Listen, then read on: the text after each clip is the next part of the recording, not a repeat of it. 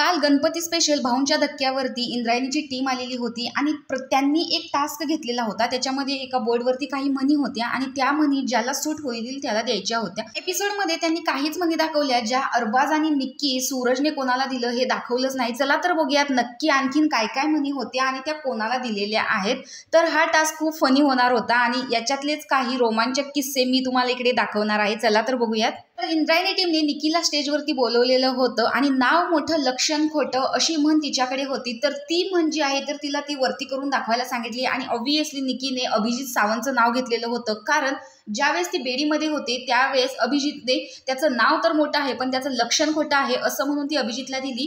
कारण इकडे निक्की सांगते की तुझं नाव फक्त मोठं आहे, तुझं लक्षण खोटं आहे, तू फक्त इकडचं तिकडे जाऊन सांगितलं। अभिजित सुद्धा ग्रेसफुली ते एक्सेप्ट करतो आणि सांगतो मागच्या आठवड्यात ज्यावेळेस तू माझ्या बेडीसोबत होतीस त्यावेळेस मात्र तू प्रेक्षकांना आवडलीस, तुझं सगळं वागणं लोकांना आवडलं, पण यावेळेस तुझं वागणं लोकांना आवडलं नाही कारण आत्ता तू माझ्यासोबत नाहीस।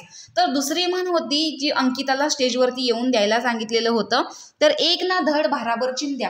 तर तिने ही म्हण आर्याला दिलेली आहे, कारण आम्ही टास्कमध्ये तिला खूप गोष्टी समजावतो पण तिला काहीही समजत नाही आणि टास्कमध्ये ती फक्त मल्टीटास्किंग करत जाते। जसा की एक तो मोतीचा टास्क होता त्याच्यामध्ये पण तिनं तेच केलं असं सांगून अंकिता आर्याला देते आणि आर्याला सुद्धा ही गोष्ट एक्सेप्ट झालेली आहे की मी मल्टीटास्किंग करण्याच्या नादात बऱ्याच गोष्टी इथं करून जायच्या ठेवून जाते। तर अशा पद्धतीने एक ना धड भाराभर चिंध्या ही आर्याला म्हण दिलेली आहे। त्याच्यानंतर सगळे सदस्य इकडे हसत असतात। हा टास्क खूप मजेशीर चाललेला असतो।